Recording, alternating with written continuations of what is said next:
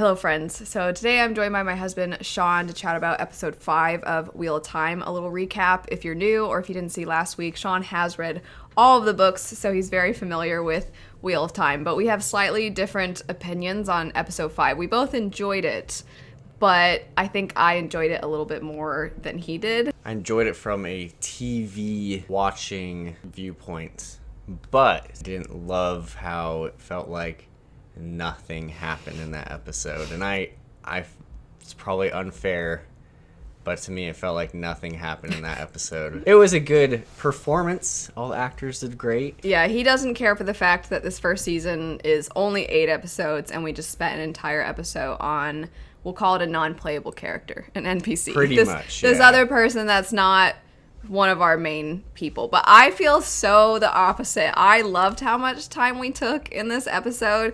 And I agree that the acting was amazing all around. And there were some nice details that I really liked because we do obviously get this time skip this 1 month later. And immediately I noticed as soon as Rand took his hood off, I know these are minor details, but I just want to highlight really quick. As soon as Rand took his hood off, I was appreciative of, oh, okay, wow, they had his hair grow out. That looks good. Perrin's hair looks longer as well. I would not have noticed either of those things unless you pointed out. I was like, oh, yeah, good detail. I did like those details. And there was one instance where when I saw the boots on the Aes Sedai's horse, that the Aes Sedai died, not the horse. I was about to say the Aes Sedai's horse that died. But the Aes Sedai that died in the previous episode, they had the boots on the horse, and I really liked that detail. He did not care at all, but I was a little frustrated that later in the episode we zoomed in on those boots because I'm like, let me notice all these details. And that's the most minor of things, I know. But he was like, it's fine. Like he didn't agree at all. Yeah. So different things. But obviously these are little things. The main point of this whole episode, showing the bond between a warder and the Aes Sedai, I loved. And I didn't get to say in the last episode, recap review that we did, I loved the actor that was playing the warder that is focused on in this episode. I thought that actor was great. And I was going to say that in the last one, I forgot. So immediately, because if you haven't watched our previous ones, as I'm watching the show, just kind of jot down quick notes in my phone. And that was the very first point I put is Warder is a great actor because he's absolutely amazing. And just everything about him, I thought his performance was fantastic. He's charming, he's charismatic, obviously more so in the last episode. In this one, he's very sad. I loved how much we slowed down to just have this fantastic human moment. But yeah, he does not think we needed to spend that much time. Yeah, I guess I'm just repeating myself at this point. It was a good episode of an 8-episode season, though. It's just, that was basically a whole episode about a warder who doesn't really pertain to much. But I will say, before I keep saying it was a whole episode about, and someone's like, actually, he was on screen for 20 minutes, you rascal. I did like the Perrin and Egwene scenes, as terrible as those were, with our Inquisitor friend. I like that it's out in the open what Perrin accidentally did to his wife. The joke, accidentally. I was so excited because now that we have this time jump, we actually see him talking. He gets lines. He's not just like the whole time. And I was like, I wrote, Perrin is talking now. Yay. And then I was so mad in a good way, but I was so mad. I said, can we stop being awful to Perrin? Because it's true. Perrin is so sweet. And he cares about his friends, and he cares about other people. He's just a nice, mellow guy. And then this poor man. So I have thoughts on the White Cloaks. I feel like they are a little, maybe too, we need to give viewers someone to absolutely hate. I mean, I'm fine with it. It's not like I think it's a bad decision or anything, or I'm not saying objectively this is a mistake or something like that. But they're just so villainous at this point. And really, Egwene and Perrin's crime was that they ran into this guy once before. And that frustrated me a little bit because the guy is going around torturing, and there's a whole camp of them. It's not like he got them on his own and then just is being his weird, twisted self. Everybody else can, I'm sure, hear the screaming. Can I just say, I get we're trying to be like, Egwene doesn't take nothing from anybody. I like how that was the message, but part of me is like, if I were in that situation, I wouldn't be like, if you kill me, I'll come back to life and I'll split you in two. Like, that wouldn't be my vibe. I'd be like, hey, don't kill me, man. So She tried that approach. Yeah, it was fine. I guess, like, those Two Rivers folk I was are gonna tough. say, Yeah. it's because the Two Rivers folk. And I thought, like, the weird story that Nynaeve told about, like, she had the disease where your body breaks itself in half or something, and then, but she didn't break herself in half. I was like, it's fine, I guess, but I didn't really need Nynaeve to tell me about how strong Egwene is and then go to a scene with Egwene being strong. This is just in line with what I think I've been saying at this point for every single one of these, is that sometimes they're a little on the nose. Like he just said, we get this monologue with Nynaeve talking about how tough Egwene is, and then we go to Egwene being really tough. So there's definitely some aspects that I think they almost have to sometimes put certain things a little more on the nose so that the plot lines feel like they're cohesive or that they go together. It doesn't feel too separated. They want, even when characters are apart, to have there be this theme in the episodes. I think the previous episode did that as well, where Tom talks about his nephew Owen and how awful it was to no longer be able to channel, and then we see Logain being gentled and he's sad because he can no longer channel. So they definitely have a lot of themes for each episode, and sometimes I think it makes it a little extra obvious, but that's okay. I mean, it's not. And I just want to reiterate again, Nynaeve, or the actress who plays Nynaeve, I think she crushed her monologue. She was great. Very teary-eyed, thinking of her friend. I think Egwene, that was the first time I feel like we really get to see Egwene, like, be emotional beyond just like, we're leaving the Two Rivers. So I like, she did great too. I'm not saying the actresses are bad. Just saying that I felt like I did not need a monologue about Egwene's toughness. I could have just seen Egwene be tough and then be like, oh, she's tough. That's all I would have wanted. So far, we have been a little bit random, so I'm going to go through our notes that I had taken as we were watching so that we can actually go through almost beat by beat. The first time we see Rand and Matt in this episode, as soon as they showed Matt, I was like, Matt looks terrible. But I wrote, Matt looks terrible in parentheses, nice. Because just once again, another detail. He looks awful when he gets into town and it's like shoving little kids and stuff too. Yeah, and Rand tells him, you didn't kill that family, and he looks so distraught and so sad, and he is just so messed up, and I am really enjoying that actor is great too, just all the actors. If there's any big plus, like major takeaway as far as seasonal, the whole show so far, is that the acting has been superb, I think, all around. I agree. Everybody's acting has been amazing. From the random warder in this episode to the last one with the Tinker Lady, to just all around, the acting has been phenomenal. And I think this actor playing Matt can just give you a look. He just has an expression on his face and you can read his emotions. Rand, too. I mean, I know I complained about Rand in the first 3 episodes and that I thought he was really frustrating and obnoxious. But I think that the actor is playing him really well. Mm-hmm. And I think that he is embodying the character really well. And in this episode, too, I mean, when him and Nynaeve are speaking to one another and he's saying, I don't know if we can trust Moraine, I think that's also in line with his character to be slightly distrustful and a little paranoid. And I think I'm glad that we're getting... And Nynaeve is distrustful, too, so now we got them both together. No, I said we would go beat by beat, but I have to kind of highlight this episode I loved so much, but one thing is it felt like there were scenes missing, because we see Loyal, and we'll get to thoughts on Loyal in a second, but then when we see Loyal again, he brings Nynaeve to Rand, and then Nynaeve is there, and earlier in the episode when she's with Moraine, Moraine's telling her, I will take you to your friends once we find them.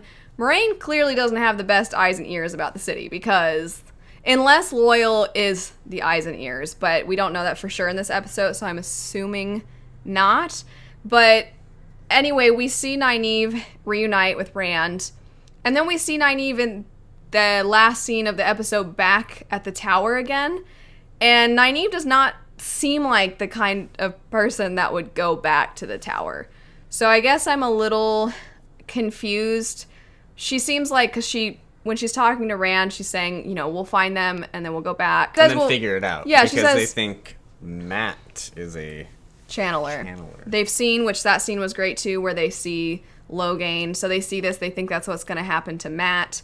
And I like that they're very unsure about this. I love the scene with Matt and Rand talking about the false dragon. That scene's fantastic when they're saying, would you do this for me? I liked Logain looking up at them. Mm-hmm. Yes, and I think it's showing the way that their society views the madness and to be fearful of it. But either way, going back to the Nynaeve scene, it just feels like we sort of missed her being convinced to join this Ogier and then go find Rand. Like, I guess she just was very trusting of him, and then we see them together. Like, there's a tall guy with red hair. She's like, let's go. Yeah, that sounds like my friend. And then they have their conversation. It seems very much like we're back together. We're Two Rivers banding together again. We're going to find Egwene. We're going to find Perrin. And then she's just back again at the tower, which I liked that scene, but it just felt like we were missing just a little bit, which is only a minor complaint. Speaking of hair, I'm glad Loyal brought up Rand's hair. He's been waiting. Finally. Somebody's got to bring it up. And let's talk about Loyal. Loyal's kind of a weird dude. I liked his voice, I think. I liked the voice. He seemed like an inquisitive fellow. The look is odd. I wasn't that bothered by it, to be honest, because even if they nailed it, he's still gonna be a weird looking dude. So as long as he's a weird looking thing, I thought he it was fine. Precious as far as his voice, and he's very kind of slow moving. I think they're already getting us that about him. I felt like his first appearance was appropriately random, but then his second appearance was too super random. He just shows up hey. Found your friend. So I think that was a little...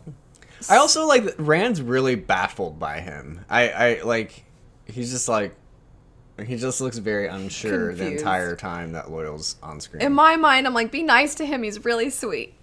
But I think the actor playing him, the voice, all of that is precious. I don't love the look. I think it looks a little too fake. It's not that I mind the concept of the look. I just think it looks like it just looks fake to me. But it's not the end of the world. I would rather they have that look than weird CGI every scene he's in. I think they just needed to add some fluffy ears on there, though, right? I mean...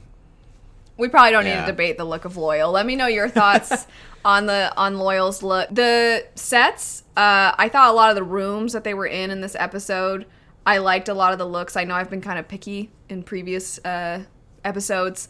There was only one time where they zoomed out on the city that I didn't think it looked as good as I would have liked, but the rest of the time, the zoomed out shots I thought did look really good. It was the very first time when they go into the city and they slowly pan out that it looked like here's the part that's real, and then... But other than that, I thought that the city looked good, and I thought that the actual inside of various different places looked good. And returning full circle now back to the Warder. I mean, this is the main focus of this episode, so everything else that we've been talking about feels insignificant. Although, obviously, the wolves... and everything like that with Perrin. Got to see the golden eyes. Finally got to see those. I loved seeing the wolves. That made me very happy. But anyway, getting back to the Warders. I loved how much emphasis there was on this because of how much it really emphasizes the bond. And so because he and I are familiar with the books, him more so than myself, I can see why some people maybe felt like this episode, it was obvious where it was going. Maybe some of you were completely shocked with what happened. We both kind of knew. I knew early on, I'm like, oh no. And then shortly before it happened, he's like, oh, he's dead. He's dead. So we both kind of knew. And I would love to know if you haven't read the books, were you surprised by what ended up happening? Even though I was pretty sure that's where it was going, I was devastated. One, because this actor just did a great job. One of my notes was, I called him a widow warder. I said Widow Warder's monologue was great. Every time that he had something to say, he just destroyed those monologues. I thought he was great. But even just the way that he approached Nynaeve to ask her about the medicine, it's just so good. Just all of the scenes with Lan and him. I, in my notes, put Lan putting his hand on his shoulder was a really good moment. And Lan going with him to chat with him and try to help him. I wrote, Lan's such a good friend. And it was devastating, even though I already knew. And it was still really sad. I loved this episode. I go back and forth between this one and episode 4 just because I am such a sucker for the very slow moving, just sitting in our feelings, especially when they're sad feelings. I always like those kinds of episodes in shows, those kinds of chapters in books, or just thematically if that is in a book. I always love that. But he feels it was a little, maybe. I guess I just wish this was like 10 or 12 episodes then, you know? Like yeah, you know, I can see that. It just felt like a lot. Also, I've noticed Lan is very, he like touchy, touches shoulders and arms. I did, even though I was a little confused about Nynaeve going back to the tower, I did think that actress in that scene where we see Lan sad and Moraine sad, I thought that actress, even though it wasn't her pain, just shows how much Nynaeve, even though she's a fierce person, I feel like she feels so much. And I really liked her expressions in that moment. I do think that this scene, it seems a little out of character based off of how these Moraine and Lan are in the books, to see them this emotional. But I didn't mind it. I think that they have kind of officially changed the character of Lan, and I don't mind. I still think that he is... It's like a slightly different version of him. It's still him. It's just a slightly more expressive version of him. I'm sure this will be addressed in the next episode, or I'm hoping it will be. But I do want Egwene to say to Perrin, hey, these wolves keep showing up everywhere you go. I'm looking forward to more Perrin wolf time. I did want to add one more detail that I really appreciate, which was at the very beginning of the episode. You see, before the time jump, you see Nynaeve putting her braid back, and I was like, there we go. It's not quite a tug. I feel like she had a little bit of a tug, but I really liked that detail because, oh, and that was sad too. See, okay, hold on. This is what I like. When they take Egwene's braid out and they're scrubbing her hair, that made me really sad because I thought back to the first episode, how proud she was to get her braid. And that, I feel like they put the camera angles on enough of her in that moment that it wasn't like, look at her hair. But I appreciated the detail that was there, and I was sad. I was like, no, her braid. And I like how they did that part. I still get frustrated with these white cloaks. I really don't like them. I'm interested in your thoughts about the white. I'm interested in your thoughts about basically this whole episode. I'll be very curious to see how this one is ranked. And now that we are 5 episodes in, I'd love, if you have the time and you don't mind, I'd love to see your ranking of the episodes thus far. I think this one and episode 4 are close. I mean, I think if I were to go back and rewatch, I would be able to solidify my thoughts. But for now, I'm going to go ahead and say 4, 5, 3, 2, 1. Obviously, we need Egwene and Perrin to get not back. Be tortured. Yes, that. And we need them to join the rest of the gang again. And Moraine's going to have to start being a little bit more proactive. She was injured for the first few episodes and wasn't even there much. And in this episode, she just kind of floated about. Yeah, there wasn't a whole lot. We're getting hints. So I'm guessing the next episode, the next one, or maybe the next 2, we're going to get a lot more of her. We're going to realize how powerful she is. We're going to see what her mission's been this whole time. I feel like the concept of the dragon's finally going to come a little bit more at the forefront. And then we're going to see her be like, you know what? Let's go. Let us know your thoughts. We'll happily be coming back for episode 6. But anyway, thanks so much for watching. I hope you have a lovely rest of your day, and we'll see you later. Bye.